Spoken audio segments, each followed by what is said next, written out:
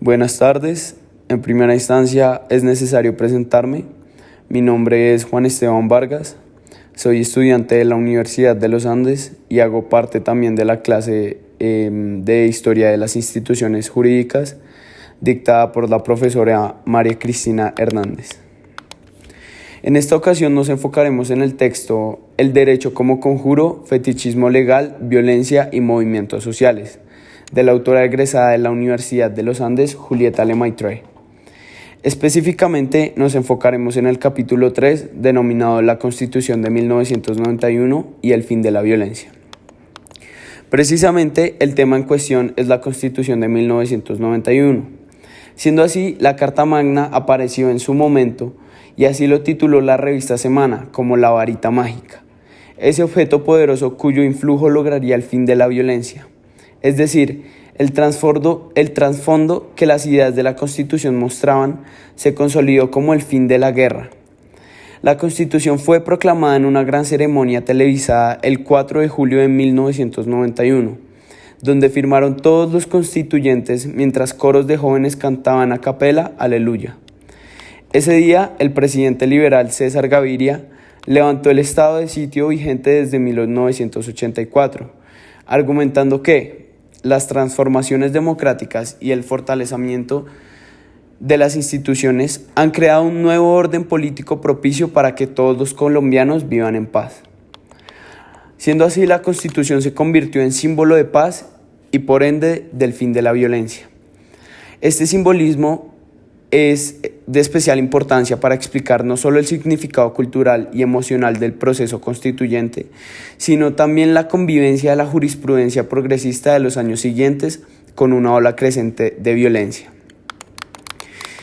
Existen varios momentos emblemáticos de la Constitución de 1991, tales como el apoyo de la Corte Suprema de Justicia a la convocatoria por una asamblea constituyente enfocándose en los abogados. También fue emblemática la insistencia del gobierno del presidente César Gaviria, reiterada a través de sus discursos y de una gran campaña publicitaria en la relación estrecha entre Constitución y paz. Siendo así, todas estas imágenes retransmitidas por la prensa reforzaban cada día el simbolismo constitucional del fin de la violencia. Los grupos guerrilleros que se desmovilizaron, tanto el M-19 como el EPL y otros grupos pequeños, creyeron plenamente en el contenido de la Carta Magna y por ende en el fin de la violencia. Siendo así, la violencia que atormentaba al país por estos años no venía de las guerrillas tanto como del narcotráfico y el surgimiento de los grupos paramilitares. Sin embargo, la Constitución de 1991 fue considerada como un paso hacia adelante, más no un estancamiento. Por otro lado, la paz de la que se hablaba era entonces la integración de las guerrillas al proceso democrático, y lo simbolizaba el M-19. Es decir, si habían hecho arder al palacio para estar incluidos en el gobierno, y si los militares habían hecho arder al palacio para acabar con el M-19, con la integración política de la guerrilla se acababan ambas violencias. La constituyente se convirtió así en la esperanza encarnada de la paz posible, en el rechazo visceral a tantos y tan queridos muertos. Además, se imaginó entonces que otras exclusiones también eran causales de violencia, principalmente las exclusiones basadas en la etnia, en el sexo y en la pobreza. Entonces, la inclusión de los indígenas, las referencias al multiculturalismo, las reformas que favorecían a las mujeres, eran también parte del proceso de fundar la nación de nuevo para que fuera una nación incluyente y pluralista. Y eso definía la paz. Era la inclusión en la democracia, el pluralismo y la tolerancia. Se repetía una y otra vez en los discursos que esta sería la primera constitución que no estaba escrita solo por los vencedores, que no excluía a los vencidos, que dejaba de ser la carta de batalla. Esta sería la primera constitución justa, porque sería la primera que no excluía la posibilidad de diálogo con el enemigo ni sus intereses. De igual manera, la Carta Magna adoptó los derechos humanos como símbolo del fin de la violencia paraestatal. El protagonismo de los derechos humanos para la izquierda se explica también por la coyuntura particular de los años 80 en la región y en el mundo occidental. El representante del Ejército Popular de Liberación, Jaime Fajardo Landaeta, insistió en que, con la constituyente, abro comillas, la violencia en cualquiera de sus formas se ha deslegitimado, cierro comillas.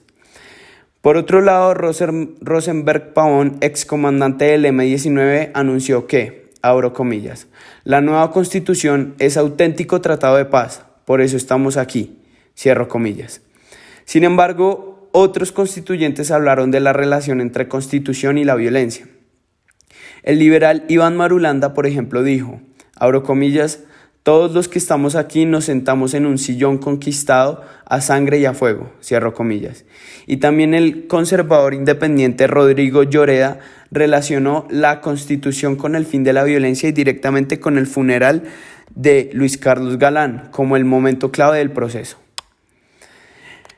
En conclusión, en la simbología de la Constitución como tratado de paz se unieron en cambio aspiraciones y visiones de los derechos y la justicia como fin de la violencia en un discurso persistente y llamativo, adoptado tanto por los liberales gaviristas como por la izquierda democrática.